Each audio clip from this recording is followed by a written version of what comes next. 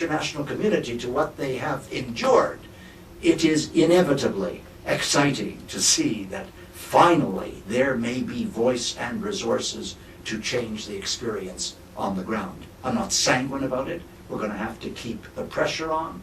We're going to have to keep the focus with the agency, but I encourage you through the association with ACTSA and the trade union movement to do exactly that. Now, this leads me to the second point I wanted to make. Michelle Bachelet's first ever appearance in the international community context or construct was this week, when she went before the Security Council to comment on the 10th anniversary resolution, or 10th anniversary of Resolution 1325. And you'll recall that Resolution 1325 in the year 2000 was the resolution that said women should be involved in all peacekeeping operations and indeed should be involved in all of the peacemaking activities everywhere in the world that they're required.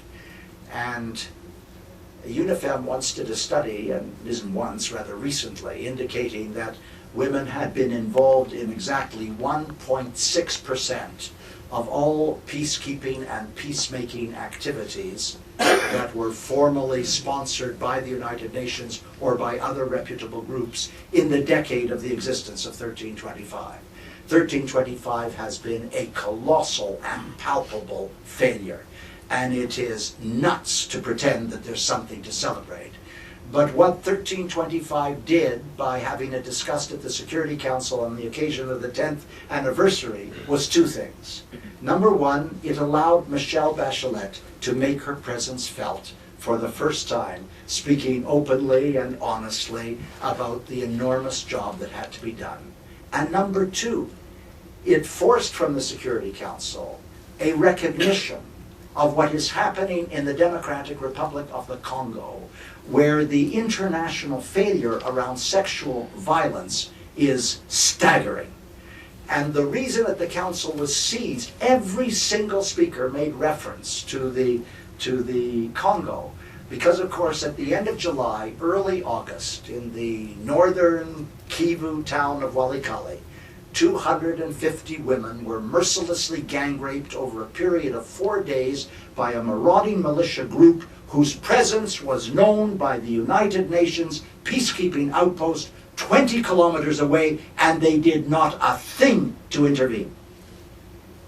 And the fact that the United Nations had had a moment of such explicit and public failure, I mean, let's not put too much on the incident itself, because in the last 14 years, 600,000 women have been raped in the eastern region of the Congo.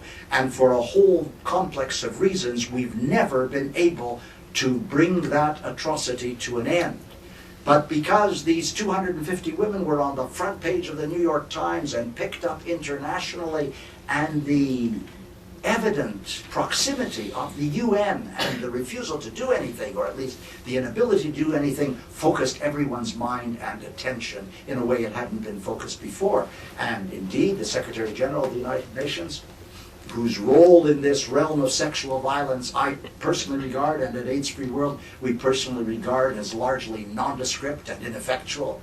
The Secretary General of the United Nations sent an Assistant Secretary General out to see what had happened, and the fellow came back and rather honestly said that when he interviewed the women and realized what had gone on, and that the peacekeeping group just 20 kilometers away had been informed by email when the marauding militia band entered the village, so they knew at the moment of agony what was likely to happen. And he admitted when he returned, having found this information, that he felt as though the United Nations was complicit in the episode. 600,000 women raped. The Secretary General of the United Nations, who makes endless speeches. The Security Council that passes resolution after resolution calling for the protection of the women. 12 United Nations agencies on the ground, ostensibly there to protect the women. The largest peacekeeping force in the world, 20,000 peacekeepers, whose mandate it is to prevent sexual violence and protect the women.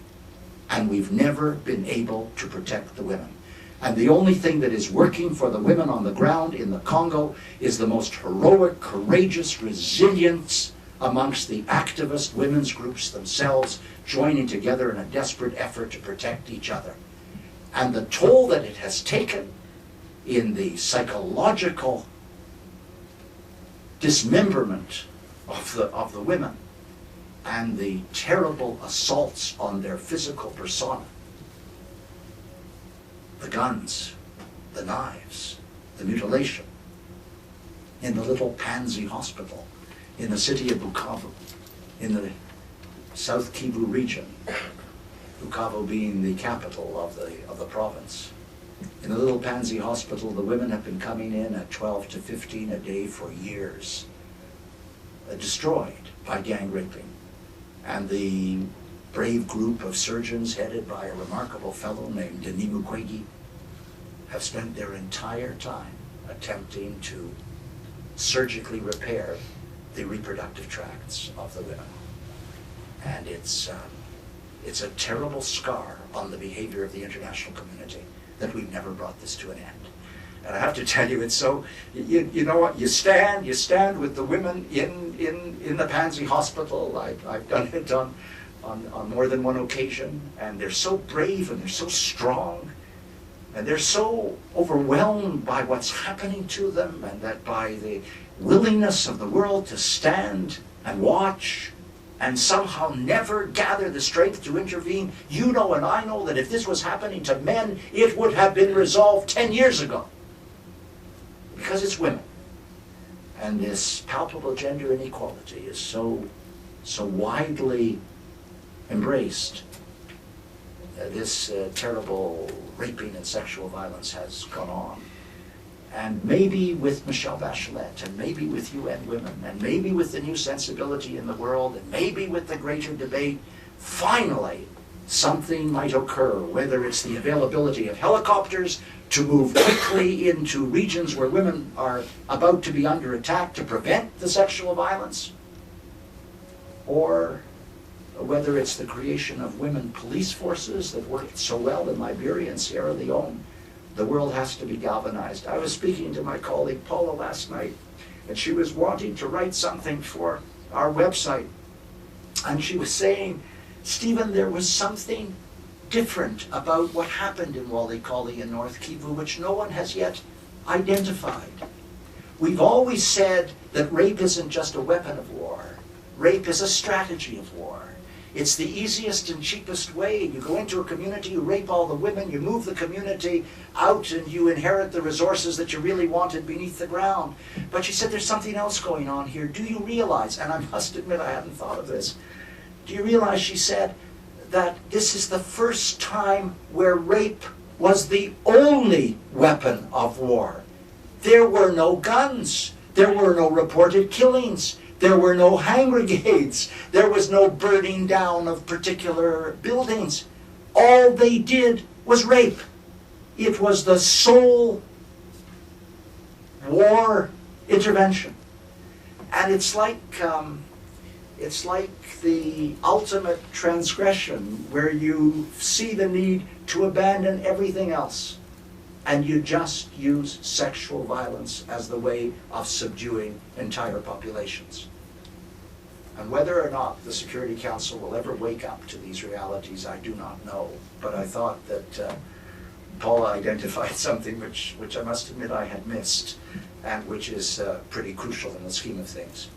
And if I may, Madam Chair, let me say that in the context of Southern Africa, you have a particular excrescence occurring in Zimbabwe, which must be addressed. Back in 2008, a little NGO, which will be familiar to some of you, called the Girl Child Network, headed by Betty McConey, came to us and said that the elections are taking place, and there's terrible sexual violence and rape occurring, directed exclusively and solely against women who support the opposition party. If you support the MDC, you're subject to raping. And it's all being done by ZANU-PF Youth Corps and war veterans. They surround the homes in the evening, they sing songs, they chant slogans, they wear ZANU-PF t-shirts, they enter the homes, they rape the women in the presence of their families, sometimes they kill the husband, they torture the kids, they take the women away to rape